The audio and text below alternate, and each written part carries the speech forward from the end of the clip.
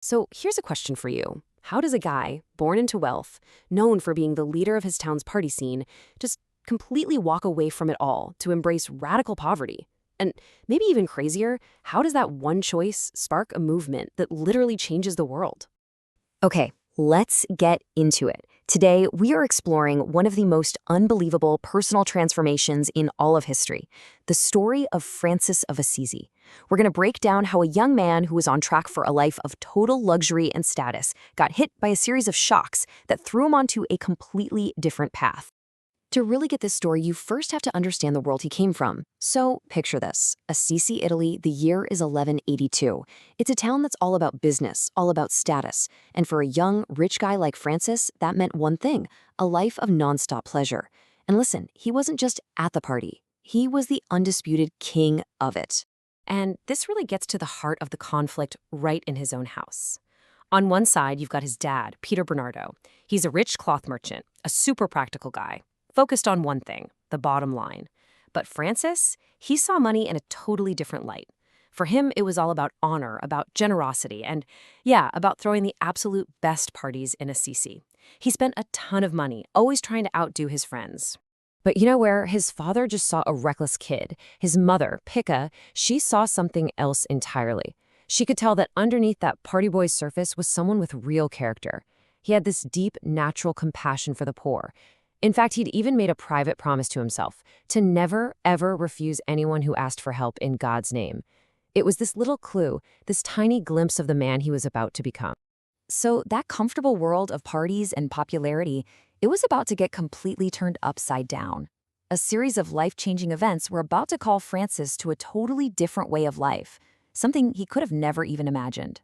And this timeline just shows you how fast this all happened. I mean, over just 5 years, his entire reality is flipped. First, he spends a year as a prisoner of war. That experience makes him realize that all that worldly honor he was chasing, it's empty. Then, right after he gets out, he gets hit with a terrible illness that leaves him with this profound disgust for the life he used to love. Then comes the vision, a dream where God asks him this simple, world-shattering question: why do you leave the master for the servant? After that, he faces his biggest test. He confronts his deepest fear by getting off his horse to kiss a leper. And finally, the thing that pushes him over the edge. He's praying in this old, broken-down church, and a voice from the crucifix itself tells him, "Francis, go and repair my house." Now, here's the kicker. Francis takes this command literally. He doesn't just think about it. He rides to the next town, sells his horse, and even grabs a bunch of his dad's most expensive cloth to sell for repair money. This one act of faith was also a huge act of defiance, and it set up this final, incredible showdown with his father. And this brings us right to the climax of his transformation, the moment he makes a public, total break from everything and everyone he has ever known. His father is beyond furious. I mean, for him, this isn't just about some stolen fabric. It's a public humiliation. So he drags Francis in front of the Bishop of Assisi, turning a family fight into a public trial. And his demand is simple: give back the money and give up your inheritance.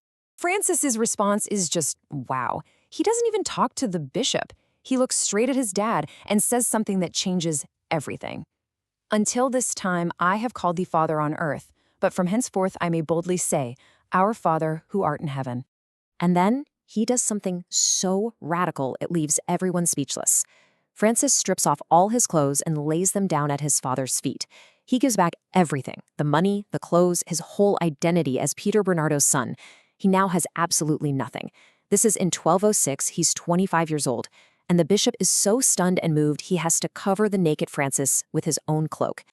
So, what happens next? I mean, how do you build a life, let alone a global movement, when you have literally nothing to your name? Well, from this moment of total surrender, a brotherhood starts to take shape. He starts with the most basic, physical work you can imagine. He's literally out on the streets of Assisi begging for stones and then carrying them on his own back to fix up this ruined chapel. Then one day in church, he hears the gospel reading where Jesus tells his apostles to take nothing for the journey. For Francis, it's a lightning bolt. He immediately kicks off his shoes, gets rid of his leather belt, and puts on that simple, rough tunic tied with a rope that would become his trademark. Then he just starts preaching a really simple message: repentance and peace. And the amazing thing is, people start to follow him. His very first disciple is this rich guy, Bernard de Quintavalle, who sells everything he owns to live just like Francis. Pretty soon, others join in, until there are 12 of them in total, a small group that's intentionally meant to mirror Jesus' 12 apostles. But to be a real force in the church, they needed the official stamp of approval. So Francis and his 11 followers, dressed in their rags, walked all the way to Rome. Their goal? To get a blessing from the most powerful man in all of Christendom, Pope Innocent III. You have to imagine this scene at the papal court, all this incredible wealth and power of the Vatican, and in walks this poor guy in rags. The Pope, who's busy running the entire church, was completely uninterested. He basically just sent him away. But that very night, something happened. Something that would change the Pope's mind and, honestly, the course of history. He had an incredibly powerful vision. In his dream, he saw the Great Lateran Church.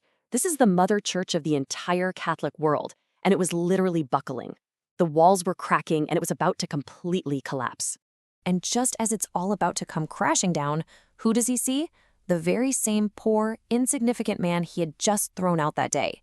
And he sees Francis put his shoulder against the wall, hold up the entire building, and save it from total ruin. Well, the Pope got the message loud and clear. He called Francis back immediately and gave his verbal approval for this new order. Francis decided to call them the Friars Minor, which literally means the lesser brothers. It was perfect, because their whole mission was to be the humblest of servants, holding up the church not with power or money, but with their faith and poverty. So think about that. From one radical choice, made by one guy in a town square, a whole worldwide movement was born. It really makes you wonder, what is it that makes a person's private belief so powerful that it doesn't just change their own life, but can actually go on to change the world?